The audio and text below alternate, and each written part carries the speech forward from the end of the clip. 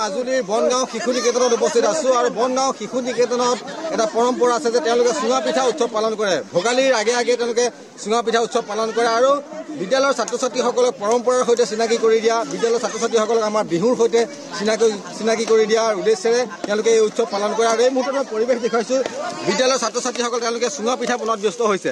চুঙা পিঠা কেনেদৰে বনোৱা হয়, চুঙা পিঠাত কি চাউল দিয়া হয়, চুঙা পিঠাত কেনেকৈ পোৰা হয় তেওঁলোকক তেনেকৈ শিকাইছে। আৰু এই মুহূৰ্তত মই পোনপটীয়া সম্প্ৰচাৰ যোগে মাজুলীৰ বনগাঁও শিশু নিকেতনৰ পৰা এই পৰিৱেশ দেখুৱাইছে। বিদ্যালয়ৰ ছাত্ৰ ছাত্ৰীসকলে চুঙাত এই মুহূৰ্তত তেওঁলোকে পিঠাগুড়ি ভৰাই আছে, পিঠাগুড়ি পানীৰে সানিছে, বৰা চাউল তেওঁলোকে সানিছে, সানি চুঙাত তেওঁলোকে ভৰাইছে আৰু সেই চুঙা তেওঁলোকে ইয়াত জুইত পুৰিছে।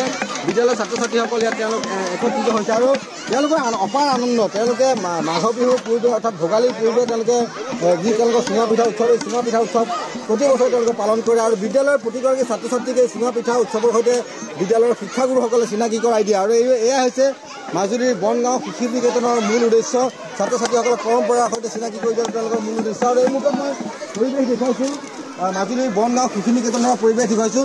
চুঙা পিঠা পুৰি আছে, চুঙা পিঠাত চাউল ভৰাই আছে আৰু এফালে চুঙা পিঠা তেওঁলোকে কাটি আছে, অৰ্থাৎ যিখিনি চুঙা পিঠা তেওঁলোকে পুৰিছে সেই চুঙা পিঠাখিনি কাটি আছে, ছাত্ৰ ছাত্ৰীক চুঙা পিঠাৰ সোৱাদ দিব।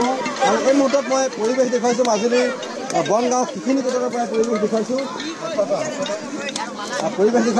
বনগাঁও শিশু নিকেতন।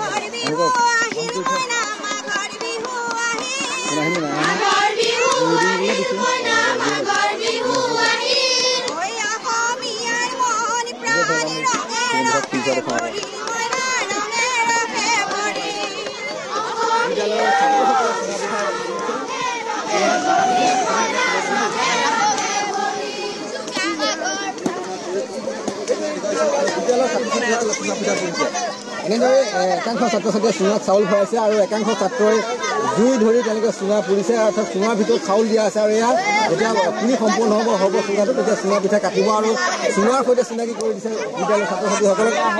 প্ৰতিগৰাকী ছাত্ৰ ছাত্ৰীয়ে এই মুহূৰ্তত তেওঁলোকে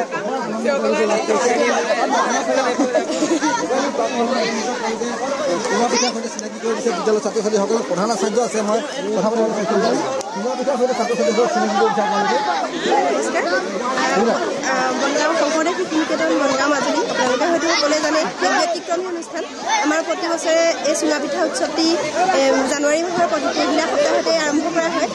যিহেতু আঘোণ মাহত ন ধান সকলো ঘৰে ঘৰে মানে নখিনি চপায়, তাৰপিছতে আৰু আঘোণ মাহৰ ন খোৱাৰ পিছতে আমাৰ অসমীয়া সংস্কৃতি এটা পৰম্পৰা চুঙা পিঠা উৎসৱ।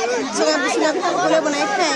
এতিয়া সেই মানে চুঙা পিঠাৰ যি যেনেধৰণে তৈয়াৰ কৰা হয় সেই প্ৰক্ৰিয়াটো আজিৰ ছাত্ৰ ছাত্ৰীয়ে, আজিৰ যি নৱপ্ৰজন্ম তেওঁলোকে হয়তো ইমান ভালদৰে নাজানে। সেইকাৰণে তেওঁলোকৰ এই পৰম্পৰাগত চিনাকি কৰিবৰ কাৰণে আমাৰ বিদ্যালয়ৰ এটা ব্যতিক্ৰমী পদক্ষেপ। তেওঁলোকে কেনেধৰণে চুঙা প্ৰস্তুত কৰিব লাগে, চুঙা পিঠা কেনেধৰণে পুৰিব লাগে, এই সকলোবিলাক শিক্ষা দিয়া হৈছে। হয়তো এই শিক্ষাই তেওঁলোকক আগলৈ মানে অকণমান হ'লেও আগলৈ ক'ব পাৰিব সকলোকে যে এনেকুৱা এটা আমি পৰিৱেশ পাইছিলোঁ। নিশ্চিতভাৱে আপোনালোকৰ গুৰুত্বপূৰ্ণ এটা পদক্ষেপ। প্ৰধান আচাৰ্য আছে, এয়া হৈছে চুঙা পিঠা।